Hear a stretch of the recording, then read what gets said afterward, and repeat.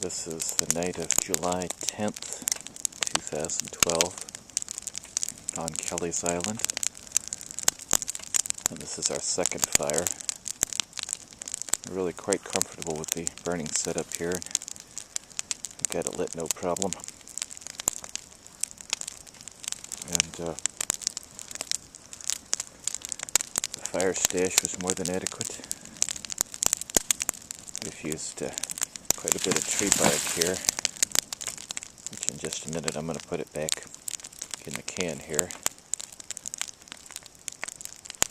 I also used some cedar branches and some pine tree branches.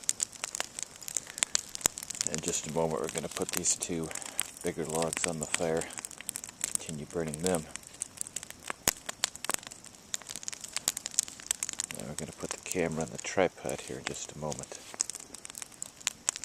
Again, this is the night of July 10th, 2012, Kelleys Island.